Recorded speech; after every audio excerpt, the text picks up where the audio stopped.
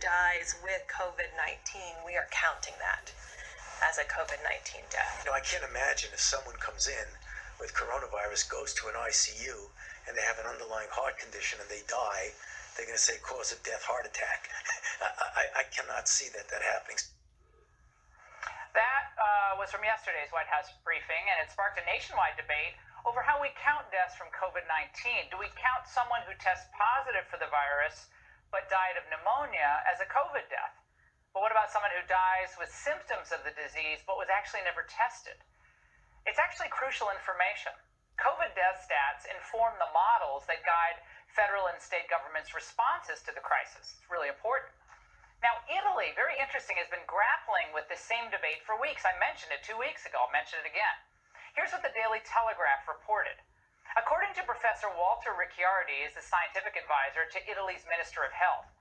This is what he said. He said, the way in which we code deaths in our country is very generous in the sense that all people who die in hospitals with the coronavirus are deemed to be dying of the coronavirus.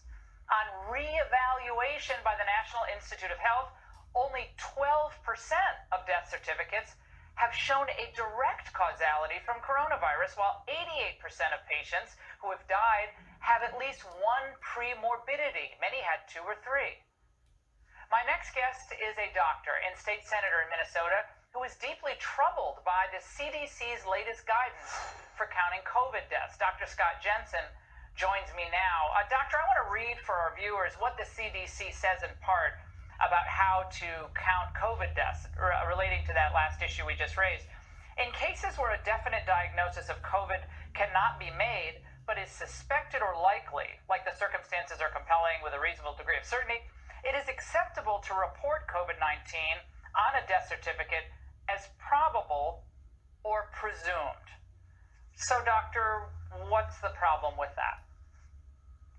Well, in short, it's ridiculous. I spent some time earlier today just going through the CDC's manual on how to complete death certificates and the parts that were specifically written for physicians. And in that manual, it talks of precision and specificity, and that's what we were trained with.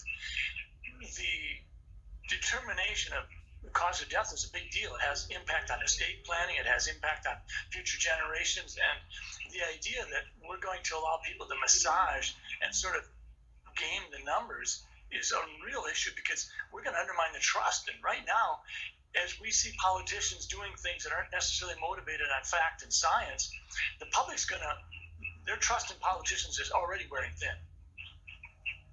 And doctor, in that same CDC guidance sheet on COVID-19, it references the fact that basically this is a judgment call for doctors on how to fit, I read it, what goes on line 1, and then what goes on line 2, and what goes on the final line as far as contributing factors and ultimate cause of death.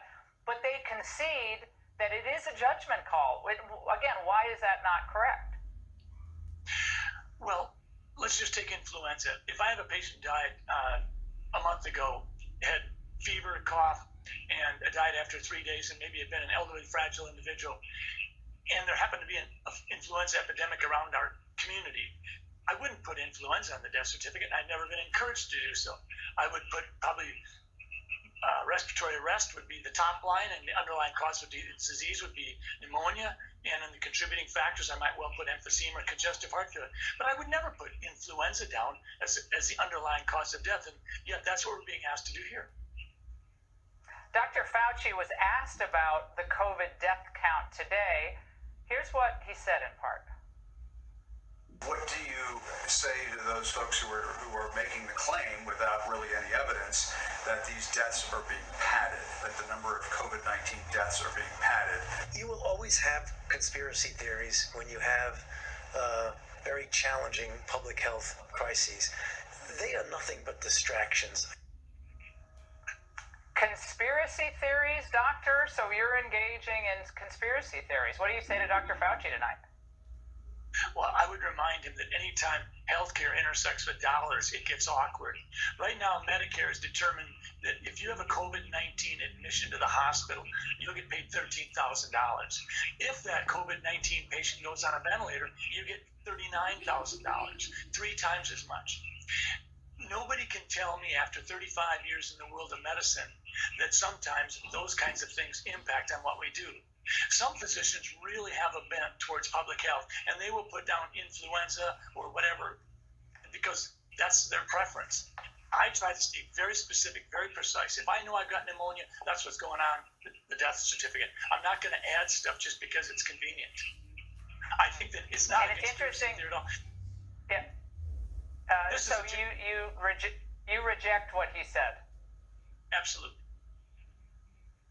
Well, it's interesting that in Italy, where it's socialized medicine, I guess they don't have an interest in the money, if that's what it is here, and they just went back and they started reclassifying deaths according to their top scientific advisor. So they admitted that they were being liberal or generous in how they coded some of these deaths, and they're just going back and reclassifying them. Does that surprise you? It really does. I mean, let's just take someone getting hit by a bus and they collapse along and they go into the emergency room and they're there for 15, 20 minutes. And blood work comes back, COVID test comes back positive, and they die 20 minutes later because of their collapsed lung. We're going to put that down as COVID-19? That doesn't make any sense. Dr. Jensen, really important conversation. We really, really appreciate your data-driven perspective. Thank you so much. Thank you.